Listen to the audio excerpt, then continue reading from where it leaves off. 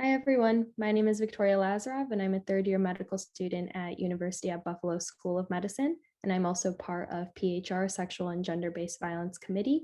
And we're here to talk to you today about an upcoming seminar series that we're hoping to launch that will educate medical students and advocates as a whole what they should know about advocating for patients who have experienced any type of sexual or gender-based violence. Today with me, I'd like to introduce the rest of our SGV subcommittee. Hi, my name is Alana Slavin. I am a fourth-year medical student at the University of Michigan Medical School. Hi everyone, I'm Lauren. I'm a rising fourth-year medical student at the University of Washington. Hi everyone, I'm Sneha Sharma. I'm also a rising fourth-year medical student at NYU. And with that, we'll begin. First, though, we'd like to just give a general content warning for some of the content that we'll be covering. It can be triggering, and we do want to ensure that you have access to resources that can help you work through any emotions that may come up during this presentation. So as a member of Physicians for Human Rights, we're all members of Physicians for Human Rights. We're first going to begin with a little bit of introduction to the work of Physicians for Human Rights. So what does Physicians for Human Rights do? So the goal of Physicians for Human Rights is to forensically document human rights abuses, build capacity in local communities, and advocate for justice around the world. And here you can see an image taken from the website of Physicians for Human Rights. So what are PHR's focus areas? So PHR has delineated a few focus areas which can be found here.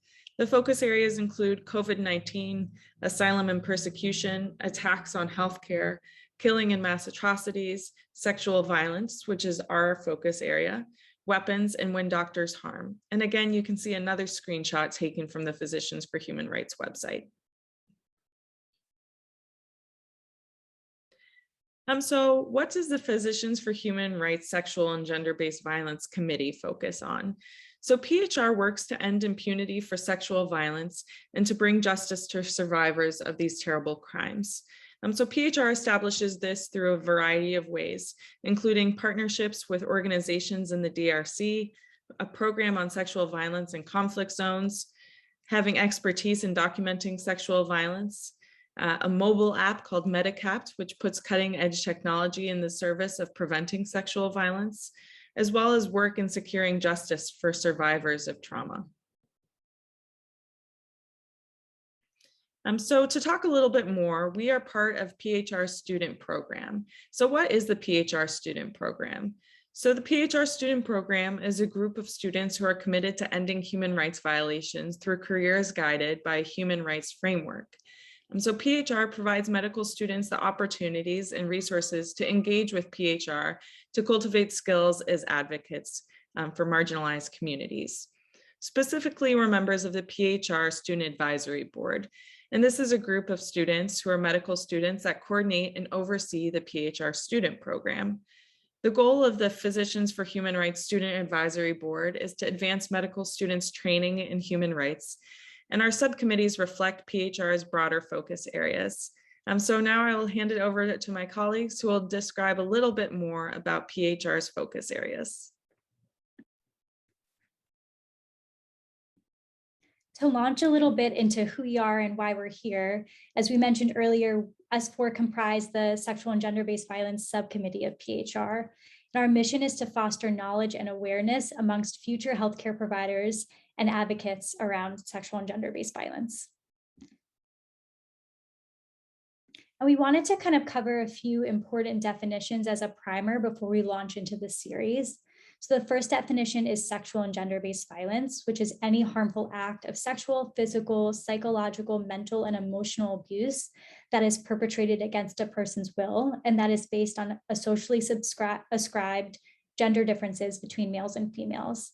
And then we'll also cover intimate partner violence, which is abuse or aggression inclusive of physical violence, sexual violence, stalking, or psychological aggression perpetrated by both current or former partners.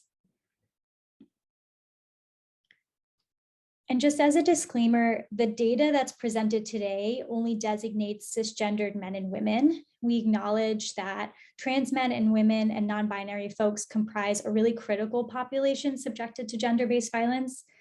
And because of this, we will have an upcoming webinar focused specifically on LGBTQI gender-based violence, and we'll cover this topic in more depth at that stage.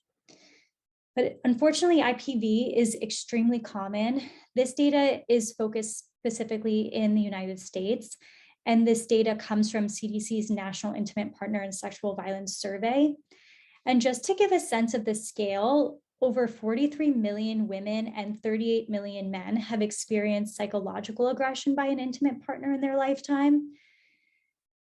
To build on this, about 35% of female intimate partner violence survivors and more than 11% of males IPV survivors experience some form of physical injury related to IPV. And then alarmingly, IPV can progress to death. Data from US crime reports suggest that about 1 in 5 homicide victims are killed by an intimate partner. The reports have also found that over half of female homicide victims in the US are killed by a current or former male intimate partner.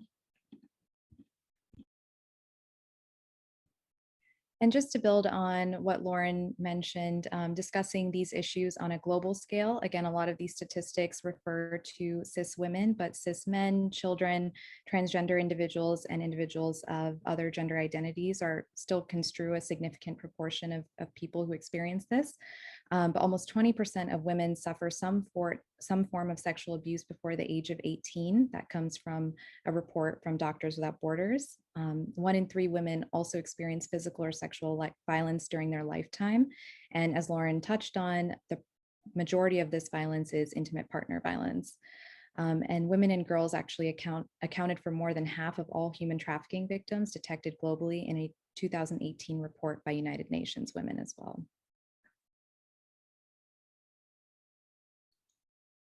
And as you can imagine, there are significant consequences to SGV and IPV, one of which being mental health.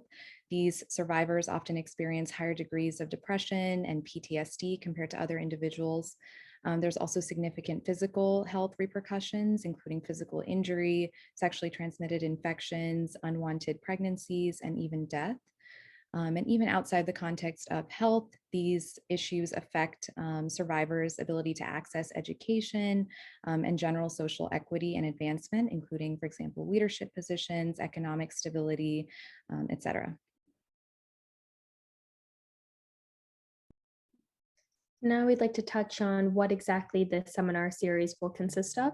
It will consist of specifically 7 seminar sessions, of which we will have 14 speakers. So at each seminar session, you can expect 2 talks, each led by a different speaker. So 2 speakers per session. These will also be a mix of live and pre-recorded sessions that will be posted on the PHR SAB website. And a PHR SGV certification will be available for those who are interested in following along. And I'll talk about that more in depth in a moment here. So who will be giving these talks?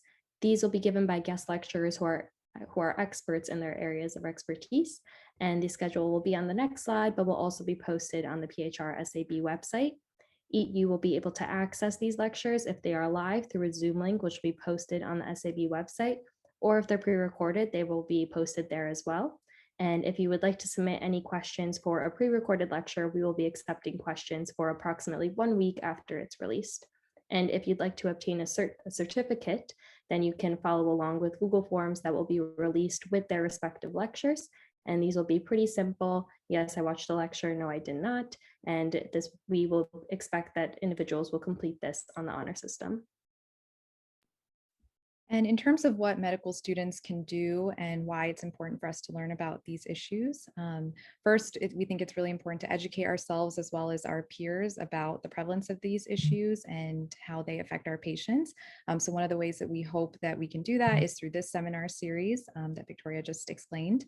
You can also refer to other online resources and data banks, for example, through PHR, through the UN, WHO, and MSF. They have pretty extensive knowledge and work in this area on both the national and global scale.